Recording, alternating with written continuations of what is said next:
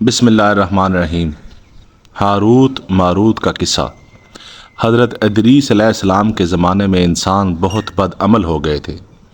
فرشتوں نے بارگاہ الہی میں عرض کیا کہ مولا، انسان بہت بدکار ہیں اور یہ خلافت کے لائق نہیں، انہیں معزول کر دیا جائے، یا کم از کم خلیفہ یہ رہیں اور وزیر ہم، تاکہ ہم ان کے بگڑے کام سنبھال لیں۔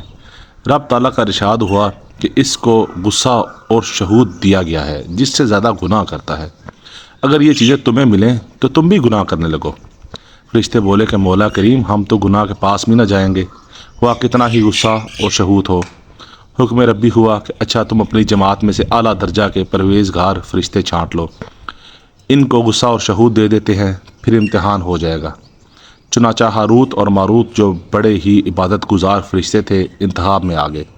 اللہ تعالیٰ نے ان کو یہ چیزیں یعنی غصہ اور شہود دے کر شہر بابل میں اتار دیا اور فرمایا، تم قاضی بن کر لوگوں کا فیصلہ کیا کرو اور روزانہ اسم اعظم کے ذریعے شام کو آسمان پر آ جایا کرو۔ یہ دونوں 1 مہینہ تک ایسے ہی آتے جاتے رہے۔ اتنے عرصہ میں ان کے عدل و انصاف کا عام چرچا ہو گیا اور بہت مقدمے ان کے پاس آنے لگے۔ ایک روز ایک نہایت حسین و جمیل عورت نے، جس کا نام زہرہ تھا، یہ ملک فارس کی رہنے والی تھی، اس نے اپنے خاوند کے خلاف مقدمہ دائر کیا۔ یہ دونوں اسے دیکھتے ہی عاشق زار ہو گئے اور اس سے برے کام کی خواہش کی۔ اس نے کہا، میرا دین کچھ اور ہے اور تمہارا دین کچھ اور اختلاف کرتے ہوئے کہا، یہ نہیں ہو سکتا۔ نیز میرا شوہر بہت غیرت مند ہے، اگر اسے خبر لگ گئی تو مجھے قتل کر دے گا، لہذا پہلے تو آپ میرے بت کو سجدہ کرو اور پھر میرے شوہر کو قتل کرو، پھر میں تمہاری اور تم میرے۔ انہوں نے انکار کر دیا۔ وہ چلی گئی، مگر ان کے دل میں اس کے عشق کی آگ بھڑک اٹھ گئی۔ آخر اسے پیغام بھیجا کہ ہم تیرے گھر آنا چاہتے ہیں۔ سر آنکھوں پر یہ دونوں اس کے گھر پہنچ گئے۔ اس نے اپنے آپ کو آراستہ کیا اور ان سے بولی، یا تو آپ لوگ مجھے اسم اعظم سکھا دیں، یا بت کو سجدہ کریں، یا شوہر کو قتل کریں، یا شراب پی لیں۔ انہوں نے سوچا کہ اسم اعظم سرار الہی ہے، اس کو ظاہر کرنا بہت ظلم ہے، بت پرستی کرنا شرک ہے اور قتل حق العباد، لاؤ شراب پی لیں۔ چنانچہ شراب پی لی۔ جب شراب پی کر مست ہو گئے، زہرہ نے ان سے بت کو سجدہ بھی کروا لیا، اپنے شوہر کو قتل بھی اور اسم اعظم بھی پوچھ لیا۔ زہرہ تو اسم اعظم پڑھ کر صورت بدل کر آسمان پر پہنچ گئی۔ حق تعالیٰ نے اس کی روح کو زہرہ ستارہ سے متصل کیا اور اس کی شکل زہرہ ستارہ کی ہو گئی۔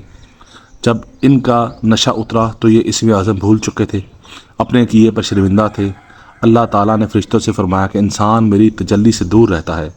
یہ دونوں شام کو حاضر بارگاہ ہوتے تھے، پھر بھی شہود سے مغلوب ہو کر سب کچھ کر بیٹھے۔ اگر انسان سے گناہ سرزد ہوں تو کیا تعجب ہے۔ تمام فرشتوں نے اپنی خطا کا اقرار کیا اور زمین والوں پر بجائے لعن طعن کرنے کے ان کے لیے دعائے مغفرت کرنے لگے۔ قرآن مجید میں یہ آیت نازل فرمائی گئی۔ پھر یہ دونوں حضرت ادریس علیہ السلام کی بارگاہ میں حاضر ہوئے اور شفاعت کے طالب ہوئے۔ آپ نے ان کے حق میں دعائے مغفرت کی۔ بہت روز کے بعد حکم الہی آیا کہ ان کو اختیار دیجیے کہ یہ یا تو دنیاوی عذاب قبول کر لیں یا آخرت کا۔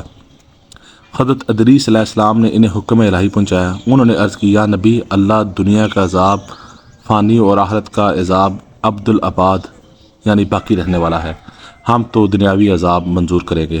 چنانچہ اللہ تعالیٰ نے فرشتوں کو حکم دیا، ان دونوں کو لوہے کی زنجیروں میں جکڑ کر بابل کے کنویں میں انڈا لٹکا دیں۔ اس کنویں میں آگ بھڑک رہی ہے اور یہ لٹکے ہوئے ہیں۔ فرشتے باری باری ہر وقت ان کو کوڑے مارتے ہیں، سخت پیاس سے ان کی زبانیں باہر لٹکی ہوئی ہیں۔ یہ عذاب قیامت تک شاید ایسا ہی جاری رہنے والا ہے۔ اللہ تعالیٰ سے دعا ہے کہ ہم سب کو اپنے حفظ و امان میں رکھیں اور نیک اعمال کرنے کی توفیق عطا فرمائیں۔ آمین یا رب العالمین۔